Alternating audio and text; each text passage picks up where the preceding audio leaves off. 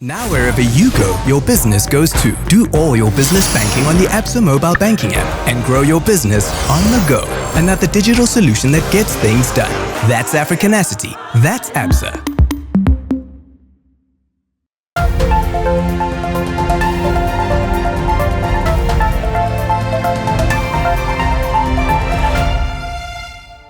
Cette semaine, il y a eu encore des évolutions majeures dans la manière dont les pays gèrent la pandémie Covid-19. Les États se voient plus que jamais confrontés à la nécessité d'équilibrer les efforts de restreindre les mouvements afin de briser les chaînes de transmission avec le besoin de rétablir un degré de normalité et de permettre les économies de redémarrer. Comment la balance va se pencher sera déterminé par trois facteurs principaux. Premier facteur, les campagnes de vaccination se sont intensifiées, avec environ 2 milliards de personnes vaccinées de par le monde. Les preuves que les vaccins sauvent des vies sont désormais incontestées. Les problèmes de santé graves et les hospitalisations ont chuté de 90% dans les pays où les programmes de vaccination sont bien avancés. Le deuxième facteur concerne les inquiétudes sur les variantes et les variantes futures.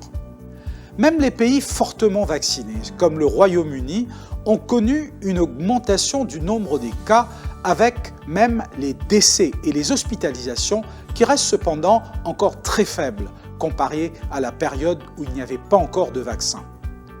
Le troisième facteur qui influence les décisions des gouvernements sont les prévisions sur la durée de la pandémie. Des dirigeants comme Boris Johnson ou le Premier ministre singapourien Lee Hsien-loong ont déclaré que Covid-19 pourrait ne jamais disparaître. C'est dans cet esprit que de nombreux pays tentent de mettre en œuvre des plans pour un retour à un certain degré de normalité tout en essayant de protéger les populations. Ces mesures devront être durables et leur application adaptable sur de longues périodes, 5 ans, voire même 10 ans. Quelles que soient les options choisies, la vaccination reste au centre de l'approche. Cela suscite cependant de nombreuses controverses. Les gouvernements disent qu'ils ne rendront pas les vaccins obligatoires, mais en même temps, des passeports vaccinaux sont mis en place qui sont susceptibles de restreindre les mouvements des personnes non vaccinées. Hier, le 14 juillet, lorsque la France a célébré sa fête nationale, des dizaines de milliers de manifestants sont descendus dans les rues suite à l'annonce de nouveaux protocoles ouvrant la voie à un retour à la normale en France. Les Français retourneront aux cafés-terrasses, restaurants, cinémas, ils retourneront aussi au théâtre et aux nombreuses manifestations culturelles qui font partie intégrante du style de vie français. Le président Emmanuel Macron a annoncé que des passeports immunitaires certifiant la vaccination ou que des tests PCR récents ont été effectués seront obligatoires pour accéder à ces lieux. Ces certificats seront également requis pour les longs voyages, tant pour les passagers que pour les employés du secteur du voyage. En outre, le président Macron a également annoncé que les employés du secteur de la santé devront être vaccinés. De l'autre côté de la Manche, en Angleterre, on prévoit un retour à la normale le 19 juillet, malgré une troisième vague qui fait rage. Le pays enregistre chaque jour plus de 40 000 nouveaux cas, avec une cinquantaine de nouveaux décès. Les mesures annoncées incluent la levée des restrictions pour que les gens puissent se rencontrer. Les gens travaillant à domicile ont également été invités à retourner sur le lieu de travail. Les discothèques, les cinémas, les théâtres seront tous autorisés à fonctionner à plein régime. Les protocoles sanitaires ont été revus. Les entreprises et les organisateurs de grands événements sont encouragés à exiger des certificats d'immunisation. Les masques sont recommandés dans les lieux publics, mais la distanciation sociale n'est plus obligatoire. Les personnes vaccinées en provenance des pays de la liste orange ne devront pas observer des mesures de quarantaine. L'Allemagne, quant à elle, a également aboli la quarantaine et les tests PCR pour les voyageurs vaccinés.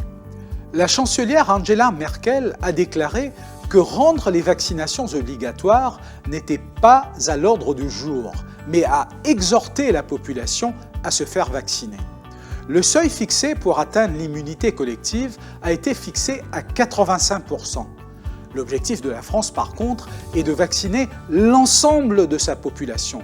Il n'est plus question de seuil pour atteindre l'immunité collective. Par ailleurs, la pression augmente dans de nombreux pays, alors que les populations sont de plus en plus frustrées par la pauvreté, des économies en déclin, le manque de nourriture et de médicaments, tous provoqués par la pandémie Covid-19. Les observateurs pensent que c'est ce qui a précipité les violences en Afrique du Sud, tandis que d'autres pays comme le Cuba et le Brésil connaissent aussi beaucoup de tensions sociales. Tout en encourageant les pays à faire vacciner leur population, l'OMS a mis en garde que céder à l'imprudence n'est pas une option. Les vaccins sauvent des vies et diminuent les risques de transmission, oui, mais n'éliminent pas totalement le risque de contamination, en particulier de nouvelles variantes plus dangereuses.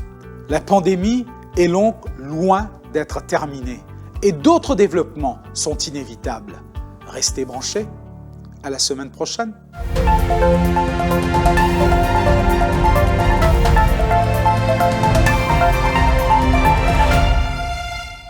Now wherever you go, your business goes too. Do all your business banking on the Absa mobile banking app and grow your business on the go. And at the digital solution that gets things done. That's Africanacity. That's Absa.